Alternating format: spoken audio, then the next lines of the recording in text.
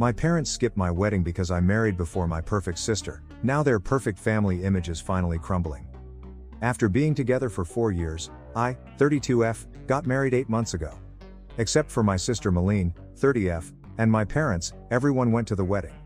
My parents' decision to skip the event was startling, but I wasn't overly shocked by my sister's absence because we've never really gotten along. However, considering our past, I should have anticipated it. I'll give you some background on our family's dynamics. I can't completely blame my parents for constantly favoring my sister over me. Throughout her life, she has been exceptionally good at almost everything. She was the center of attention in every room she visited as soon as she could walk. She won every spelling bee, science fair, and talent show in elementary school. Class president, valedictorian, and prom queen were all very much the same in high school. Tall, slender, and attractive enough, she pursued modeling while in college before concentrating on her business degree. She got her first modeling job during her sophomore year, and I can still remember it. To celebrate, my parents invited all of our family members and her friends to a lavish party. Her first professional headshot was framed and hung in our living room, where it remains to this day, directly above the fireplace. The same year I received my degree in computer science, they merely murmured, "Well done," and resumed organizing Meline's next photo session. She immediately climbed the corporate ladder after graduating and landing a job at a prominent company. She already has a corner office and a corporate car at the age of 30, making her a senior executive. In the meantime, I work for a respectable computer company as a mid-level software developer. Although I'm pleased with my work and it's a decent profession, it's not the type of employment that makes parents boast in front of the family. In addition, I'm bigger and shorter than my sister. My mother made crude remarks about my appearance, signed me up for workout classes I didn't want to attend, and put me on diets all the time when I was growing up. She would say, "Meline never struggles with her weight." Or, "You could look as nice as your sister if you just put in a little more effort." Even though I had learned to ignore these remarks by high school, they had an impact. Over the years, I've accepted these distinctions. I ultimately came to terms with the fact that my parents never took as much delight in my accomplishments as they did in Meline's. What was my option? I tried to get their approval for years by attending classes they recommended, joining clubs they encouraged, and even attempted modeling for a short time, a failure my sister never lets me forget. However, nothing was ever sufficient. I was merely the second daughter, and they were completely enamored with my sister's achievements. I gave up attempting to impress them sometime in my mid-20s. I concentrated on creating my own life, growing professionally on my own terms, and forming bonds with individuals that respected me for who I am. To be honest, following that, things have improved.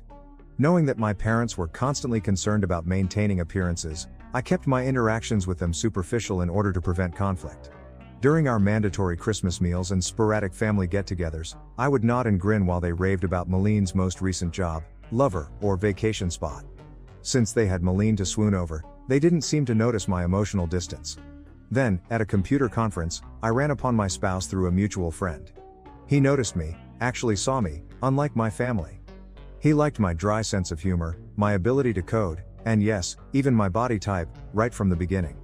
He never once said I should change or make comparisons to other people. He proposed to me after 4 years of dating when we were alone at home, enjoying takeaway and our favorite TV in the background. It was flawless. Naturally, I told my folks that I was engaged last year. My first clue should have been their response. There was no congratulation, only stillness. My mother then questioned whether I was certain I wanted to jump right in and recommended that I might want to improve my physical condition before the wedding. My father didn't say much at all. During the engagement party, my husband noted their odd reaction, which I was too anxious to fully comprehend at the time. They crouched over my mother's phone in a corner for the majority of the evening. My husband then informed me that he had heard them talking to Meline on the phone, who was clearly crying. They were talking about how this wasn't the plan, and how they never expected Rebecca to get married first, according to what he vaguely heard. There were some minor setbacks during the wedding planning process. Despite not even being engaged at the time, my mother had already made many wedding Pinterest boards for Meline and was not interested in assisting me in selecting a dress or location. My mother merely remarked that it was practical and suitable for my figure. When I selected my dress, a straightforward yet exquisite A-line gown that made me feel lovely. My future mother-in-law, who treated me like the daughter she never had, and I ended up working together on the majority of the preparations. I carefully reviewed and double-checked the guest list with my spouse to be sure no one was overlooked before sending out both electronic and paper wedding invitations. I am certain that my parents received theirs because the electronic invitations included red receipts. I called, texted, and emailed them several times after realizing they hadn't RSVP'd. My mails were either ignored or met with evasive responses stating that they were very busy and needed to check their schedules. I couldn't waste too much energy worrying about it because I was too busy getting ready for the wedding. My in-laws were incredibly helpful, offering assistance with everything from seating maps to floral arrangements. Even at the lovely bridal shower hosted by my husband's sister, the painfully obvious absence of my own family was never brought up. Even though my parents weren't there, the wedding day itself was beautiful. We held a laid-back afternoon celebration after the morning wedding in a garden setting. Everyone was right when they said we looked so content and in love. But there were times when their absence felt like a physical anguish, such as when I saw the front row seats empty or at the father-daughter dance that I was not able to attend. I sought answers after the honeymoon and wedding. They said they were deeply hurt, that they had never gotten a formal invitation when I eventually reached them on the phone. My mother launched into a lengthy tirade about how careless I was, how she had always wanted to assist in organizing her daughter's weddings, and how she couldn't comprehend why I would leave them out of such a significant occasion. I was perplexed by this since I was positive we had given them both kinds of invitations. During the call, I verified that we had indeed sent them by looking through our records. Even the physical invitation's delivery was confirmed. I didn't confront them about their attempts to gaslight me. I just said I was sorry for the error and hung up. Later, my husband brought up a number of incidents that demonstrated their true intentions, such as the way they appeared surprised rather than delighted when we told them we were engaged, or the way they continued coming up with reasons not to assist with the wedding planning. Because he didn't want to add to my anxiety during the wedding planning process, he hadn't brought up these findings earlier, but in retrospect, the pattern was clear. The idea that I, the less successful daughter, was getting married before their beloved Meline was too much for them to bear. Their demeanor simply served to validate what I had always suspected but had resisted, that I would never be able to compete with my sister in their eyes. The most depressing thing was learning that even my wedding day, which ought to have been a celebration of love and fresh starts, turned into yet another front in their never-ending war to preserve their ideal family image, with Meline at its core. Meline recently got engaged to someone she's been dating for a year, according to family members I spoke with. In family group conversations that I don't participate in, my parents openly express their excitement about organizing an elaborate wedding for her. They are already boasting about securing upscale locations and luxury gowns, and my mother is taking Meline to private fittings at upscale stores. All the mother-daughter time I was not allowed. It's intriguing that a large number of our family are suddenly refusing to go to Meline's wedding and engagement party.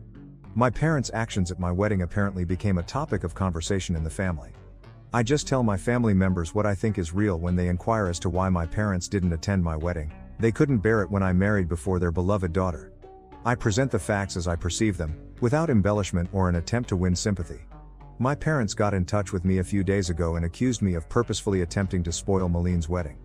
According to their claims, the relatives they have spoken to are using reasons to avoid going to any of her wedding-related festivities. My cousin, to whom my sister vented, informed her that people are reluctant to come because they have heard about my parents' treatment of me. My parents claim that because I'm envious of my sister's impending lavish wedding, I'm spreading false stories. The problem is that I'm only telling folks the truth about what happened. Perhaps they should consider their conduct instead of blaming me for the results if the truth makes them appear terrible. As things continue to change, I'm finding it harder and harder to keep up the appearance of a relationship with my parents. Their behavior during my wedding finally made it clear to me that I would never be sufficient for them, regardless of what I did. Their absence at my wedding is no longer the most difficult aspect. It's coming to terms with the fact that I never had the kind, encouraging parents I always desired. I'm concentrating on creating a life with someone who genuinely appreciates me for who I am right now, but I'll keep you updated if anything important changes. First update: since my last post, which was 2 weeks ago, a lot has transpired. I ultimately made the decision to speak with my parents face-to-face over their actions at my wedding and their current charges that I ruined my sister's special day after reading your encouraging remarks. I felt it was time to put everything on the table when they began texting me about their tarnished family history. My parents quickly started making accusations during our phone call, saying that I was jealous of Meline and had planned the entire thing. I did something I had never done before. I agreed with them, but not in the way they had anticipated. In place of defending myself as I usually would, I said to them, "You're correct. I'm envious. Not Meline's career, not her accomplishments, not her appearance. I'm envious of the unwavering love and support you've shown her, which you never even made an effort to show me." There was a pause in the line. My mother then began claiming that I was exaggerating and that they had always treated us equally. Something broke inside of me at that moment. Feelings that had been repressed for years came flooding out. I informed them of each birthday when Meline's most recent success eclipsed my own accomplishments. When Meline had a modeling callback, my mother canceled my high school graduation dinner. About how her prom outfit cost more than the total cost of my college textbooks for a year. I continued despite my father's attempts to cut me off by accusing me of exaggerating. I talked about how it was to watch them spend years organizing my sister's fictitious wedding while showing no interest in my own. I told them how painful it was to see my parents' seats vacant and how my mother-in-law had to help me with everything, from wedding preparation to clothing buying. Their reaction was instructive. They flipped it on me rather than accepting any of my arguments. "Why did you never speak up if you felt this way?" As if I hadn't tried to speak with them for years, my mother insisted. My father went on to say that by discussing these emotions with our family members, I was being unjust and spiteful. My mother said something at that point that ultimately clarified everything. "We never imagined you'd go to such lengths as to try to ruin Meline's wedding out of spite, but we always knew you were insecure about her success," she stated. "This is not how we brought you up." I became aware that they couldn't even hear me. They believed that their behavior and my emotions had nothing to do with the entire circumstance. It has to do with Meline's reaction. They were more worried about her impending nuptials than the hurt they had caused me, even during this discussion about their absence from my wedding. I didn't attempt to make things better for the first time in my life. I didn't retract or apologize. Rather, I expressed my thoughts to them directly. "You're correct on one point. I was raised by you. You instilled in me the belief that I would never measure up. That Meline's accomplishments would always be more significant than mine. That upholding your ideal family image was more essential than my feelings. However, you also taught me that I deserve better than this, which was something you didn't mean to teach me." Before my father spoke, there was a long pause. He spoke in a cool, collected tone. "Maybe it's time for us to stop acting like we're bad parents, since you've already determined that we are and you obviously take pleasure in seeing us suffer. Since you are family, we assumed you would assist in resolving this issue, but it is clear that you have made your own decisions." The last blow was delivered by my mother. "Perhaps you simply couldn't cope with not being the center of attention, even though we always tried to treat you both fairly. Rebecca, that's not our fault. You made the decision to play the victim." I refrained from arguing. Why would it matter? Everything I had been saying had just been validated by them. They were unable to admit their involvement in any of anything, even at this last discussion. I just hung up and said goodbye. I was surprised to feel relieved after the call. Tears were shed, to be sure, but they weren't the frantic, heartbreaking ones I remember from my early years. They were liberating tears. For the first time, I had expressed everything I needed to say without holding back or feeling guilty about how I felt. Later, my husband saw me gazing at the sunset from our back porch. He sat next to me and grasped my hand without saying anything. "They're never going to change, are they?" I asked him after a time. "No, but you have," he said, squeezing my hand. "And that is what counts." He is correct. I've changed. The young child who frantically tried to win her parents' approval is no longer there. They no longer need to validate the woman who came out of that last conversation. Although acknowledging that my parents will never be the people I need them to be is painful, it is not as painful as holding out hope that they would change. For the first time, I don't really care what happens with my sister's wedding or the family drama. I've had my say, and they now have to deal with whatever comes up. The most peculiar aspect? I feel as though a burden I've carried my entire life has finally been lifted. Although it's not the happy ending I had hoped for with my parents, perhaps it was the one I needed, the ability to quit striving for love that ought to have come naturally. Second update. 3 days have passed since my run-in with our parents, and things have taken a surprising turn. Meline made the decision to become involved in the drama, but her strategy failed horribly. My sister sent me a thoughtfully composed message yesterday morning. She had developed a condescending tone over the years, and it was evident in her text. "What you said to your parents was totally inappropriate. They have helped us through every stage of our lives and given us everything. You cannot simply blame them for being poor parents because you are insecure about the decisions you have made in life." She continued the message with her typical blend of moral superiority and covert jabs. "I understand that your wedding wasn't exactly what you had envisioned, but that doesn't mean you should try to destroy mine. There's nothing wrong with wanting a celebration that honors those of us who have put in a lot of effort to meet specific standards. Rebecca, not everything needs to be a contest." I didn't bother to answer. I've discovered that interacting with her merely provides her with more ammunition after years of putting up with her manipulative conduct. I just blocked her number instead. Meline has never been one to put up with being ignored, so I assumed that would be the end of it. My husband, who was laughing so hard that he could not speak, called me at work a few hours later. Meline was apparently unable to get in touch with me directly, so she found his personal number, probably via a common acquaintance, and sent him a string of texts outlining the precise reasons why our sister relationship has never been good. She began her initial communication to him in a sufficiently professional manner. As Rebecca's sister and someone who cares deeply about our family's well-being, I feel compelled to reach out. However, it soon turned into her actual motivations. She informed my husband that he had an obligation to help me behave in a more suitable manner because he was the new man in Rebecca's life. The messages become increasingly patronizing. Family dynamics are complex, she told my husband, a professional software architect with an MBA, adding that someone with Rebecca's sensitivity might not understand the bigger picture. She advised him to assist me in seeing reason before I irreparably harm family relationships. Her attempt to play on what she believed to be his social climbing impulses was the true kicker, though. In fact, she wrote, "Surely you understand that maintaining good relationships with successful family members like myself could be beneficial for your future. Rebecca's behavior is only hurting her own prospects and, by extension, yours." Having always been able to see through Meline's facade, my spouse thought her attempt at manipulation was humorous. He particularly liked her presumption that her business rank or the prospect of networking opportunities would somehow impress him. In his own words, "She really doesn't know me at all, does she?" We went over the messages together when I got home that night. I was laughing with my hubby instead of feeling offended or upset. Seeing Meline's deceptive methods exposed, particularly when they were aimed at someone who was totally impervious to them, was liberating. I learned something significant about my sister as a result of this encounter. She is still that insecure adolescent who needs to tear others down in order to feel superior, despite all of her achievements and success. It's clear how little she knows about good relationships that she believed she could control me by manipulating my husband.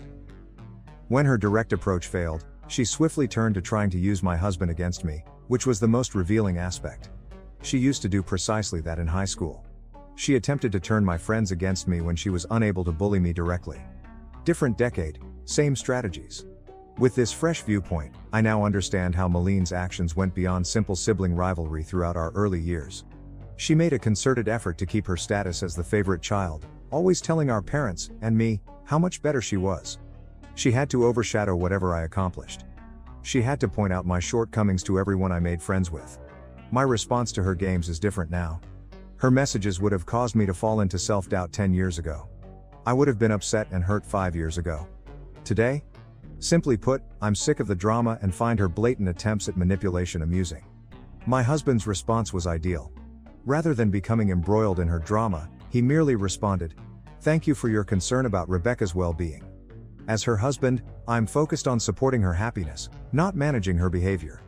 I think it's best if you direct any future concerns to Rebecca directly. Have a nice day." Meline sent one last message after not receiving the desired response. "I see she's poisoned you against the family too. Don't say I didn't try to help when this all blows up in your faces." Ironically, Meline's attempt to assist has further strengthened my resolve to keep my distance from the destructive dynamics of my family. Nothing has changed, as evidenced by her messages to my spouse. She is still the same cunning individual who feels the need to dictate every story and who perceives any departure from her ideal family script as a danger. Knowing that her attempts at persuasion were so totally unsuccessful is perhaps the most pleasant aspect of the entire incident. She succeeded in bringing my spouse and I closer together rather than causing us to drift apart. Totally unconcerned by her fears of social repercussions, we joked about her texts and planned a weekend trip during the evening. I've come to understand that true family isn't about upholding facades or dictating stories. It's about standing together, laughing together, and supporting one another when someone tries to manipulate you, even your own sister. I'm more certain than ever that I'd be better off keeping a safe distance from Meline's wedding drama. Instead of getting sucked into my family's never-ending power struggles, my husband and I have made the decision to concentrate on creating our own happiness. Success is said to be the best form of retaliation, but I'm coming to realize that real success isn't about impressing people. It's about accepting your decisions and surrounding yourself with individuals that encourage rather than impede your own development. I feel more successful than ever by that metric. Third update. After my sister's unsuccessful attempt to control my husband 2 weeks ago, things have taken unanticipated turns. The situation is becoming worse despite my parents' desperate attempts to repair their reputation. I found out through family ties that my parents have been on a mad quest to correct the narrative. They have been phoning each relative separately and accusing me of spreading vile tales because I'm envious of Meline's ideal wedding. They claim that I'm just resentful since her wedding will be far more sophisticated and gorgeous than mine was. According to their most recent tale, I purposefully left them out of my wedding so I could act like the victim. It's funny that they still reside in the same home they've owned for 30 years and have the same email addresses since the invention of email, but they're saying I sent their invitation to an old email address and an old physical address. The good news is that their attempts to limit the harm are failing miserably. Our family members don't believe it. Actually, a number of family members have shared their personal accounts of my parents' history of partiality. According to one aunt, my mother had previously engaged in similar antics at family weddings in an effort to guarantee that Meline was the life of the party. The way my extended family has reacted to my parents' manipulation is the most fulfilling development. Important family members, some of whom were expected to have significant parts in the event, have stopped supporting Meline's wedding. They may no longer have access to the exclusive location they were able to get through family ties. Even a family friend's luxury garment business has unexpectedly experienced scheduling conflicts. At a family get-together last weekend, things reached a breaking point. It seems that when someone naively inquired about my wedding pictures, my mother became upset. Out of jealousy, she started a defensive tirade about how I had changed after getting married and was attempting to destroy the family. Her tantrum backfired, stunning a number of relatives who were unaware of the circumstances and further harming their well-maintained reputation. It's especially ironic that my parents' frantic efforts to maintain their ideal family facade are the reason it's falling apart. Each time they attempt to justify their absence from my wedding, they wind up disclosing more about who they really are. People are becoming more aware of their deception the more they attempt to portray me as the bad guy. Family members are now picking sides after previously remaining impartial. Recently, even my father's brother, who had always kept silent to maintain harmony, apologized for not speaking up sooner about how they treated me. He has made the decision not to go to any of Meline's wedding-related festivities with his family. I don't have to answer any of this explicitly, so I haven't. The truth is taking care of everything for me. Meline and my parents always wind up revealing more of their destructive conduct when they attempt to twist the tale. It comes out that all those years of remaining silent and putting up with their treatment in an effort to keep the peace was really just a way of allowing their actions. My husband said it in the best possible words. They constructed a facade of the ideal family over many years, but it was based on emotional manipulation and partiality. Eventually, it was going to fall apart. I'm doing better than ever, personally. I no longer have to worry about attempting to win my parents' approval. The stress of controlling Meline's emotions has subsided. I'm not concerned about upholding their ideal family image for the first time in my life. Sometimes the best retaliation is just letting the truth speak for itself rather than taking action. I'm grateful to Reddit for giving me the courage to advocate for myself. You have no idea how much your guidance and encouragement have meant to me along this path. Sometimes you need to see what true family support looks like from strangers you met online. Thank you for watching. If you haven't subscribed yet, please do so and hit the notification bell to stay updated with more shocking real-life stories happening around you.